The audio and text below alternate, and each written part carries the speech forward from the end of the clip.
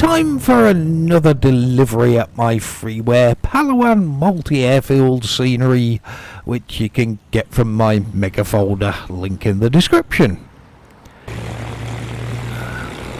The Pala Freight Baron today.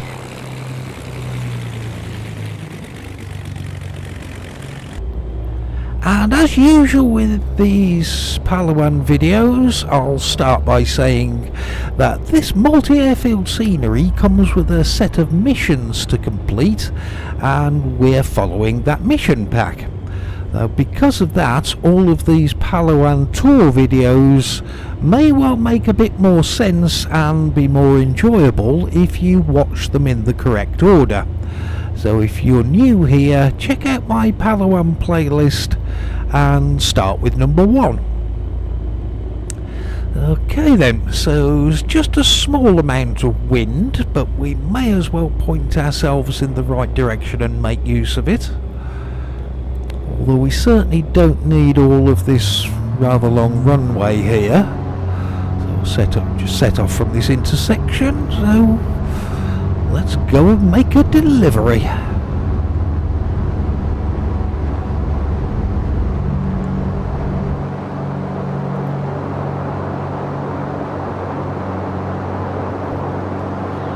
We're away.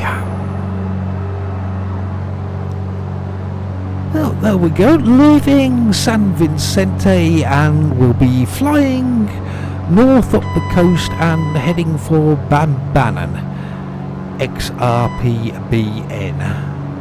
where we'll be dropping off some more shiny knob merchandise on this rather nice morning. Yeah, sun just coming up, lovely clear skies, great day for flying really.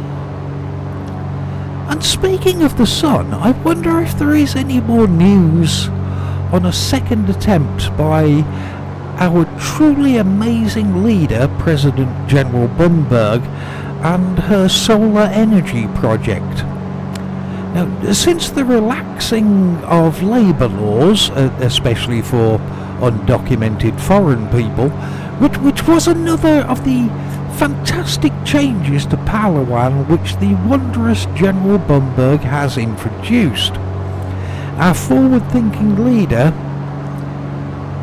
had assembled a team of top scientists to start a project where all of the undocumented children who President Bunberg had so generously given employment to as farm workers, so that they can enjoy contributing to the greatness and prosperity of our country.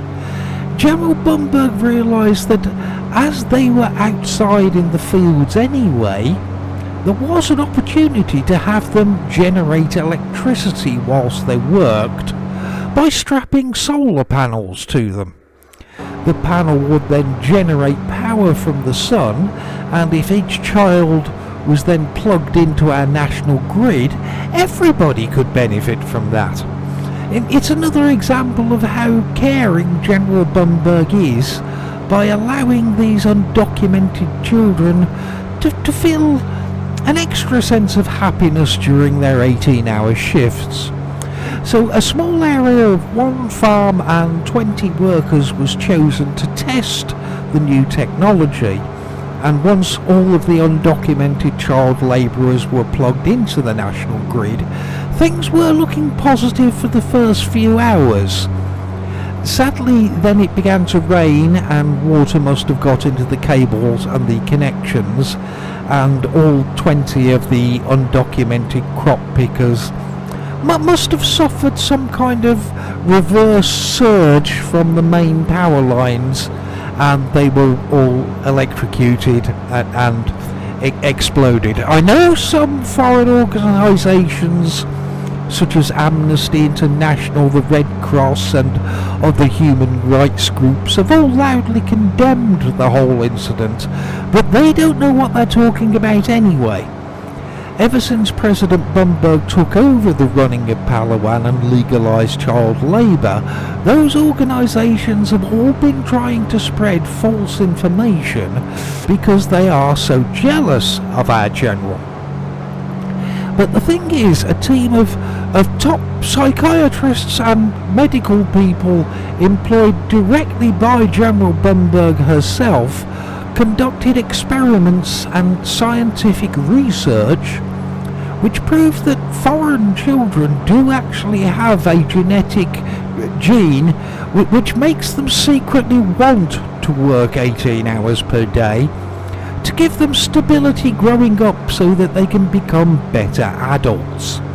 The medical people appointed by General Bumberg did explain this on General Bumberg's news channel on General Bumberg's TV station, and they have no reason to lie to us, do they? So it must be true. And so by legalising foreign child labour, our most benevolent president is actually helping these poor little people and trying to do what's best for them. She really is wonderful like that. Although as for the solar panel farm incident where all the workers were electrocuted, when I first heard about that, I must admit I was a little shocked. No, not as shocked as the child labourers were, obviously, but when you think about it logically, this was just a first evaluation of the new technology, so you should expect some small teething problems with this kind of cutting edge science, and so you can't class what happened as a failure. Plus, as the test subjects did all explode, this has opened up vacancies for 20 new undocumented children to receive all the benefits of gainful employment and 1 meal per week. I can only imagine their joy at being able to contribute to the glory of General Bumberg's country.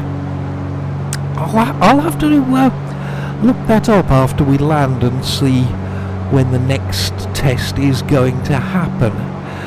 But talking of landing, we have a dirt runway on this leg, which some aircraft will handle just fine, but it's not the longest runway in the country. Yeah, in this barren we need to get down nice and early and be on the brakes. If we can do that, we'll be fine. If we can't, then we will run the risk of destroying the perimeter fence, and I might get a barren operator overrun below standard in my logbook, and nobody likes having those waved in their face, do they? So, yeah, there it is, just down there. And also the town of Banbannon, where there is another Clint tobacco factory. Although they don't just produce the finest cigarettes here, they also have a factory shop where you can buy your favourite brand 10% cheaper than in normal shops. So always worth stocking up when you land here, as it's a bit less expensive to look almost as cool as President Bumberg while you're smoking them. And the President herself does smoke at least 40 a day, so you know they must be good.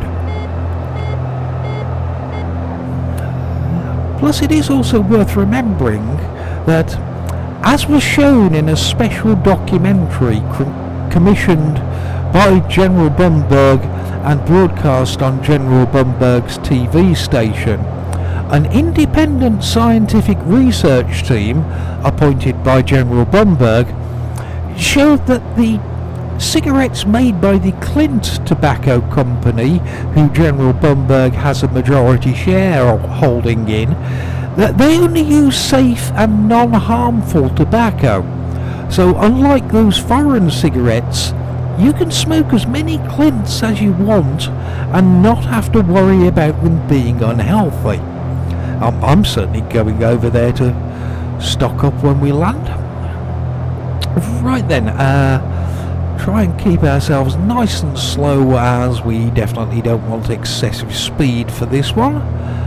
Going to be more concerned about getting down early on the runway so we can start applying the brakes than I am about soft or smooth touchdowns, although if we can do both that will be a bonus. A pretty little village to overfly just to our left, Clint factory's just off to the right on this approach. It's not that easy to see it from the cockpit, to be honest.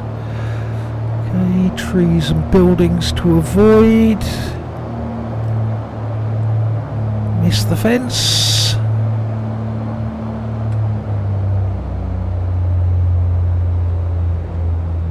Wasn't too bad for a landing, and I think we're going to be okay with this one. We are slowing down.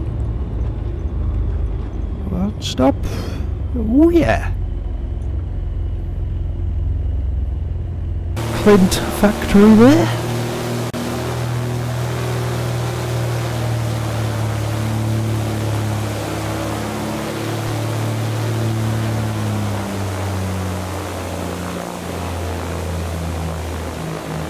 Yeah, happy enough with that one. Yeah, no complaints there. Reasonably smooth landing. Didn't crash into the fence at the end of the runway. And all of the things which were working on the aircraft when we took off, they're all still working now, so that's good. Right, do a left onto the apron area and go and park up. Then there's usually a free shuttle car that takes pilots up to the Clint's factory shop, as nearly all of them do go up there to stock up on their favourite cigarette brands when they're here. And yeah, lovely. That's him, I think. Great. So another successful delivery made, and some of the promotional items cargo dropped off for the Museum of Large Photographs of Shiny Knobs. So I'll see you again next time when we can go and deliver some more of it to somewhere else. Okay, bye then.